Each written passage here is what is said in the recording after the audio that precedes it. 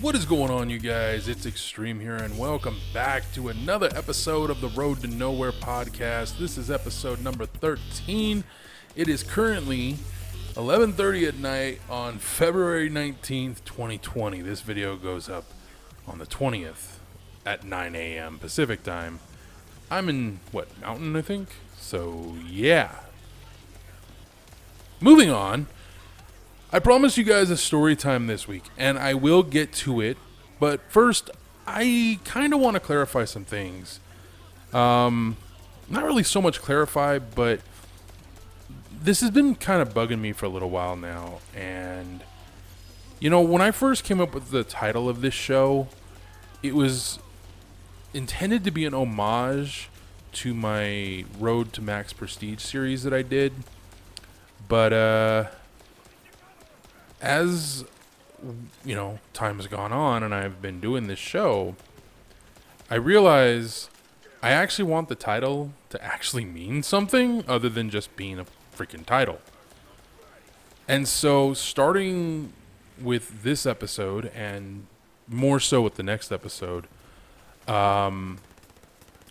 each week is going to be very, very random and have absolutely no point whatsoever. I'm basically, what I'm going to do is I'm going to hit record and I'm just going to start talking. And I'm not going to stop until I think I've, done a good show. And hopefully you guys will enjoy that more, because honestly, I'm really good at just rambling on incoherently than I am trying to stick to a format sometimes. That doesn't mean I don't want to try and do something formatted. It just, I want to explore that option. And that's kind of what I want to do today, because there's a bunch of random-ass things that I want to talk to you guys about. So first off, I need to mention the Moldy Whopper campaign. So when I saw this earlier, I thought, what? Like, this is a joke, right? And initially, like most people did, I thought they were going to start selling Moldy Whoppers at Burger King. And I'm like, all right, y'all gone too far this time. Like, for real, this is going way too far.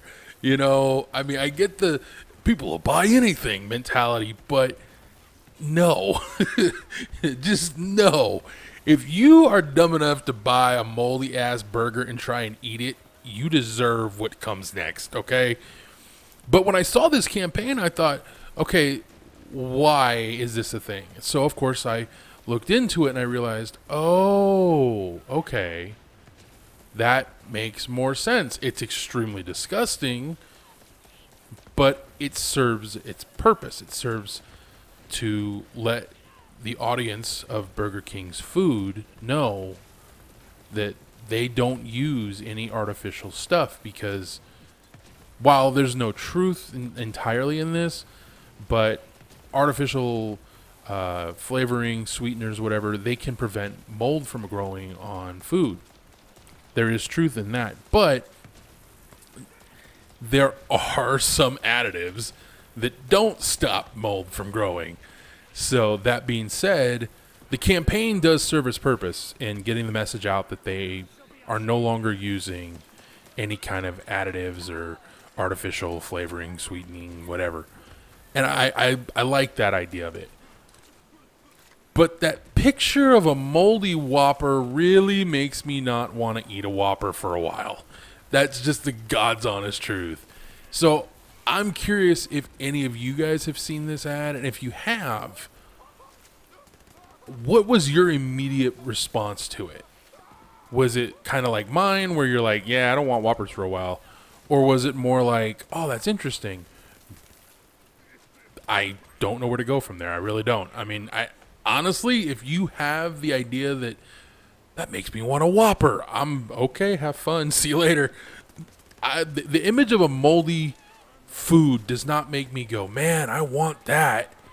It's more like, I don't want to go near that. So, speaking of moldy, and this is unintentional, but earlier this week, my brother, my dad went to the store, got groceries, came back, and I had planned to make breakfast burritos for me and my brother for dinner. Shut up, okay? It's food. It's cheap, and it tastes really good.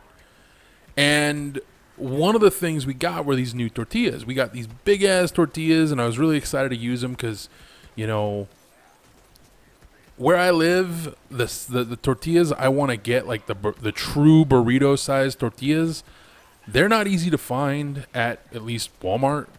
Maybe another store carries them. I haven't really looked around, but Walmart carried a brand of tortillas that fit the bill, and I thought, all right, cool, awesome, let's get those. And we got them. And my brother brought them home and put them away, and went to go and make those burritos a couple nights ago. And I pull out the package, and I'm like, something's wrong here. I open it up, I look inside, and I can immediately smell something is not right. I start to break open the tortillas, and I find that there's just giant ball of, like, it started to go bad. And I'm like, wait a minute, what the fuck? Like, when does this expire? I look at it. It's still got months before it's supposed to expire. What the hell? And then I think, wait a minute. Grab the other bag, or the other package. Sure enough, in the exact same spot, it also is going bad. Now, there's only two ways this could have happened. Number one, someone put some sort of extremely cold item directly on top of the tortillas while they were still in the store or in transport. And that moisture built and thus made the tortillas moldy. But it's really frustrating that happened. And now, I could have probably gone and got my money back for it, but it's a big waste of time. But it really kind of pissed me off because it's like, what the fuck? And this is a big part of why I always have to remind my brother whenever we make food, like, check the food thoroughly just in case. You never know if something is wrong with it, if there's, whatever, especially any kind of, like, processed food. So learn from my experience on this one, you guys. Always, especially with bread products, always check them before you start making food, because you really don't know sometimes if they're 100% good. That expiration isn't entirely accurate some of the time, but in this instance, it wasn't even that they were expired. It was that some douche, fucking, pardon me, I may have gotten a little too close to the mic just now, but some dickhead put probably a soda can or something right on top of them, or something really cold, because it's just all bad, and it makes me wonder how many of those tortillas got fucked. But it was really depressing, because I really wanted my fucking burritos, man.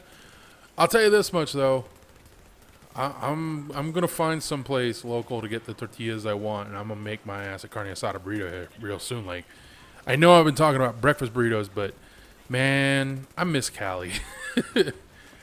I'm not even pretending here. I miss Southern California Mexican food so much. I miss carne asada fries. I miss carne asada burritos. I miss rolled tacos. I miss quesadillas. Man, I just miss that food. That something about it. Just for me, growing up in Southern California has nothing to do with the fact that I'm Mexican. Just growing up in Southern California, I have no idea what that was just now. Growing up in Southern California, Mexican food is a staple of the area. And I'm not talking Taco Bell or Del Taco or any of these other fucking Americanized, Mexican food shops. I mean real fucking Mexican food. And not this Tex-Mex bullshit either. I'm sorry, that shit, that's almost as bad in my opinion. No, I'm kidding. I was gonna make a joke about it's almost as bad as Taco Bell, but it's not. It's good food, but it ain't Mexican food. I guess that's why it's called Tex-Mex, but it's just, no, it's not. It's not real Mexican food. Real Mexican food, good Mexican food, can be found in Southern California. If you're curious about it, head there sometime. Try out some of the taco shops. Some of them have amazing, amazing, amazing food. And it's one of the reasons why I'm looking forward to visiting Cali, hopefully next year. I'd like to go this year, but with so much going on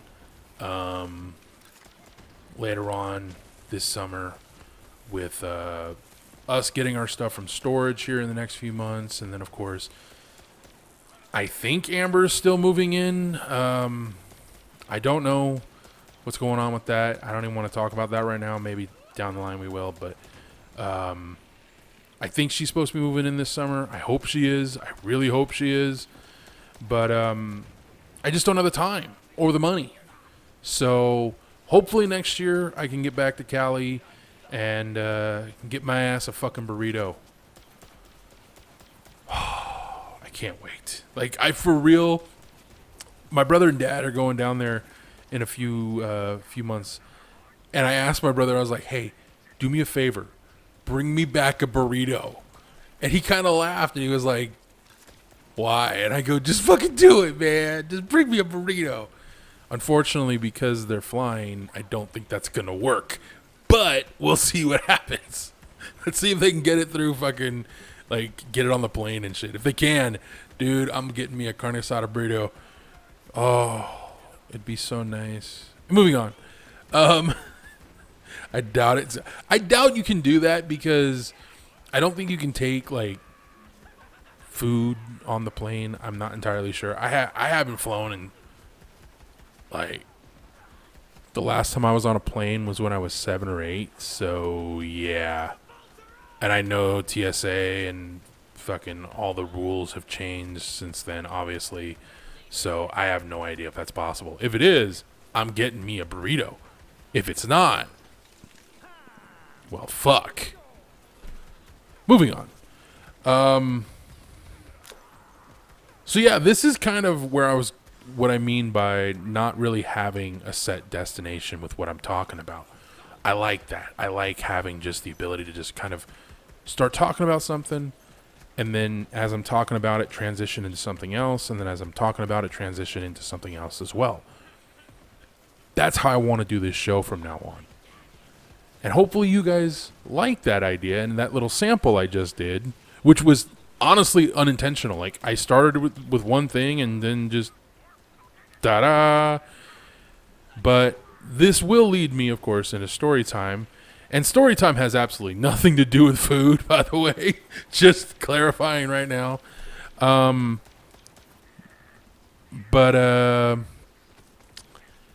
knowing that I may end up pissing off a certain someone in my life by telling this story, I hope I won't piss her off. But God's honest truth, I don't even know what's going on with her right now. I'm telling more than I want to about the situation at the moment, but screw it. I haven't talked to Amber in about 4 weeks. I don't know why. I don't know if I pissed her off. And I hope this story doesn't piss her off. It has nothing to do with her, but it does involve me telling a story of how I had sex one time with this chick. So, right there, I don't know if that's going to make her happy. But the story isn't so much about the sex as about, you'll see. So, back when I was about 17, I think I just turned 17 at the time, I had a job that summer at SeaWorld. And when I first started there, I worked in the front end of the park. So if you ever get the chance to go to SeaWorld in San Diego, you go through the front gate. When you get to the gate, actually no, going further in words. when you first arrive at the park, I don't know if it's done now, but I know during the summer they typically do it, but they will essentially park you. And when I say park you, I mean they basically tell you where to go and they point to a spot and you park there.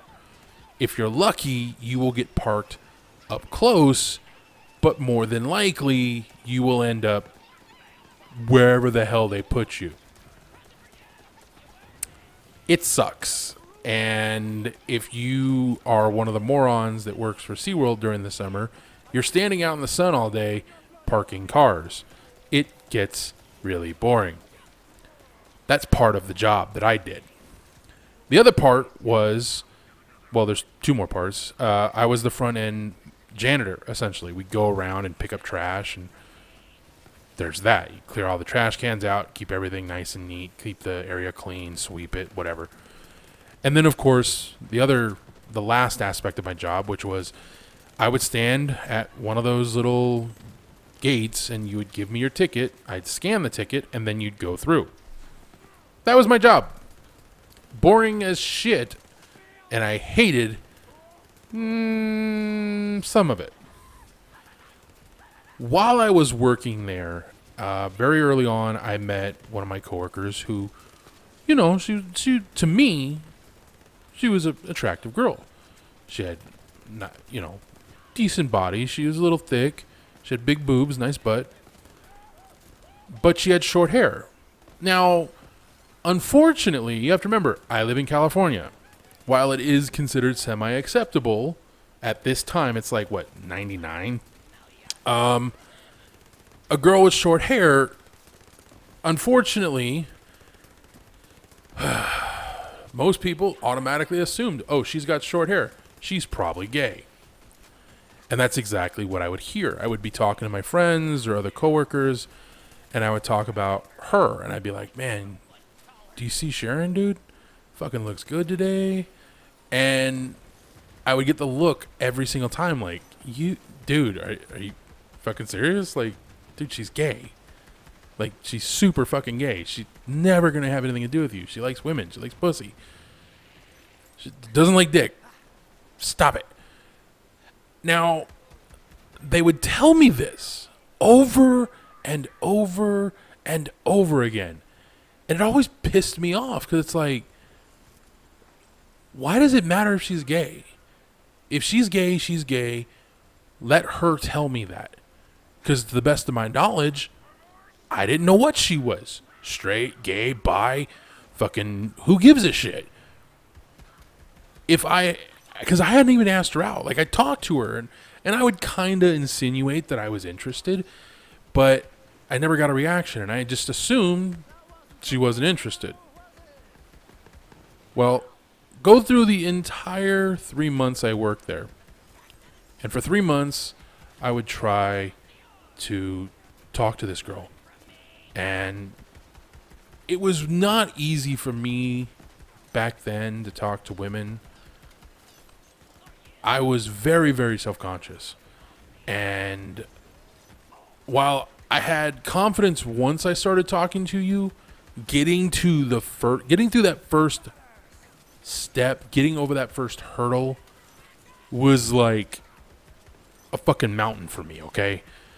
So the fact that I was able to even kind of flirt with her says a lot about how much I was interested in her and how I was willing to just take the risk. But for weeks and months, well, 3 months, I tried and got nothing. Well, summer's coming to an end. We all very much know we're all getting let go at the end of the month because that's just what they do. They hire you on seasonally. Once the season is over, bye-bye. So with the season coming to an end, everyone knows we're going to be getting let go. And so people are starting to act a little more wild and crazy and whatnot, and that included yours truly. I was actually leaving early because I just wanted to enjoy an extra week or two of summer. And I found out that Sharon, not her real name, by the way, just want to clarify that, she also was going to be leaving early as well.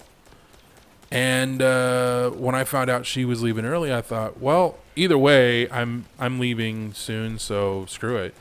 So I walk up to her and I go, "Hey, how you doing?" She's like, "Good. We're working together today." And I'm like, "Oh, right on, cool." Immediately shut the fuck up. Not gonna lie, as soon as I found out I was working with her, I'm like, "Oh, I don't want to make this awkward."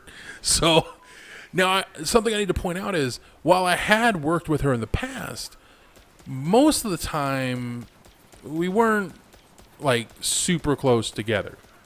On this day, we were both taking tickets in the same gate, which meant we literally only had each other to talk to when we had no one to pull tickets for. So it was also a very dead day, and so we would have a lot of time to talk. And we're sitting there. We get a quick little rush for like an hour or two at the beginning of the shift, and then just dead for the next 5 hours. Now, we're both minors, so we can only work 7 hours. But,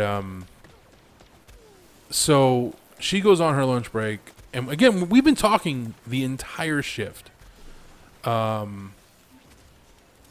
Shift's coming to a close. We get relieved. We both go to punch out. As we're leaving, I want so badly just to say, "Hey, I know this is your last day.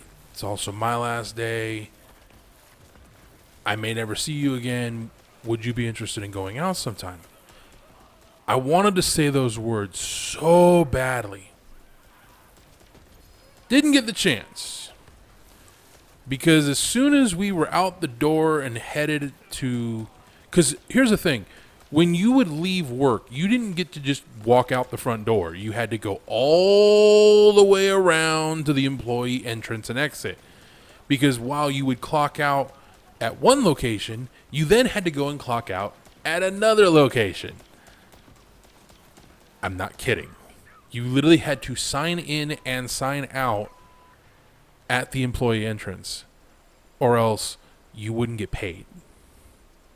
Understandable, but still. But we're coming out of our office. We've already signed out. We're both heading to the final checkout, I guess. And as we get out of the office, we round the corner, and I'm trying to man up one more time and just say it and just say fuck it. She turns around, grabs me, and kisses me. And I'm not talking like a little peck on the cheek. No, I mean she full on starts making out with me. And I'm not gonna lie, I was not expecting that to happen. And I'm just like, okay, this is interesting. She's grabbing my dick. She's, okay, this is happening. Wait, why is this happening? I'm confused now. What the hell is happening? After, I'd say a good 3-4 minutes of kissing and groping on both parts, hers and mine, she finally pulls away and goes, "I have my house empty for the rest of the week. Do you want to come over?"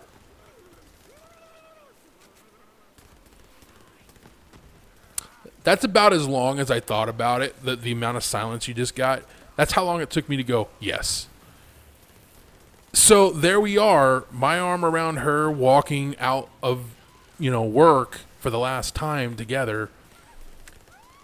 And I would go back to her place and spend the next few days enjoying each other. There's really no other way to put it.